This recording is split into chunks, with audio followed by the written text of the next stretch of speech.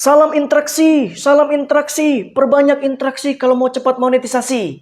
Benarkah? Ternyata selama ini masih banyak yang gagal memahami dan salah memahami soal interaksi. Apa salahnya dan di mana letak salahnya? Mari kita bahas sama-sama.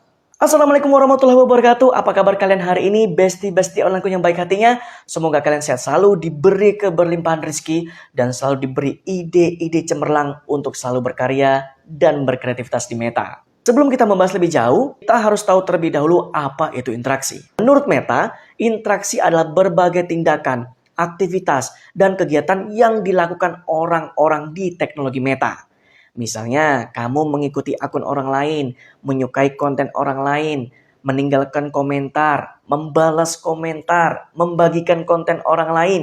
Semua itu adalah tindakan-tindakan yang disebut dengan interaksi. Lalu, apakah benar dengan interaksi dapat meningkatkan jangkauan akun kita? Meta sudah menjawab bahwasannya benar. Namun, interaksi seperti apa ya? Interaksi sendiri dibagi dalam dua jenis. Yang pertama, interaksi internal, dan yang kedua, interaksi eksternal. Yang pertama, interaksi internal. Interaksi internal adalah interaksi berbagai tindakan, aktivitas, kegiatan yang terjadi dan ada di akun kita sendiri, di konten kita sendiri. Misalnya saling berbalas komentar di akun kita, saling berbalas komentar di konten kita, ada suka ataupun ada like yang datang ke konten kita, kemudian ada orang lain yang mengikuti akun kita ataupun halaman kita. Itu semua disebut dengan interaksi internal. Lalu bagaimana cara kerja interaksi internal ini sehingga dapat meluaskan jangkauan akun kita? Ketika akunmu ramai, banyak yang meninggalkan komentar, banyak yang menebar kejora, banyak yang like, dan tinggi sekali aktivitas dalam akunmu, maka algoritma Meta akan secara tidak langsung dan secara otomatis mendetek bahwa videomu ini sedang viral, bahwa akunmu sedang naik daun. Maka secara otomatis algoritma ataupun sistem Meta akan mendistribusikan atau menyebarluaskan akunmu dan kontenmu ke lebih banyak orang. Dengan demikian, ketika jangkauan akunmu sudah luas, maka potensi pengikutmu akan semakin tinggi. Potensi orang-orang yang menyukai akun dan kontenmu akan semakin tinggi. Ketika banyak orang yang suka, maka pengikutmu juga akan banyak.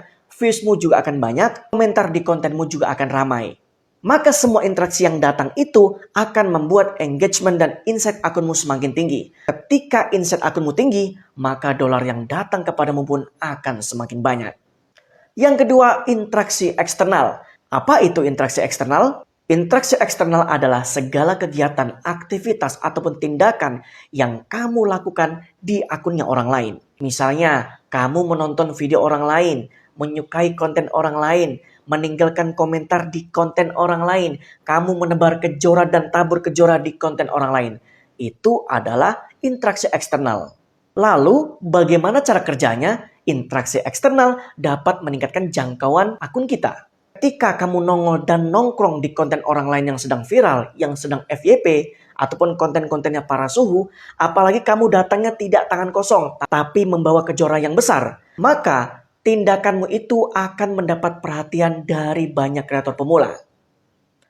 Orang-orang akan datang ke akunmu, mengunjungi akunmu, dan ngepoin akunmu. Dan mungkin banyak juga yang mengikuti. Dengan harapan apa? Dengan harapan kamu akan datang ke akun mereka dan meninggalkan kejora. Tapi kelemahan interaksi eksternal adalah ketika akunmu tidak memiliki konten-konten yang bagus, konten-konten yang menarik, konten-konten yang berkualitas, maka para pengikutmu itu seperti batu.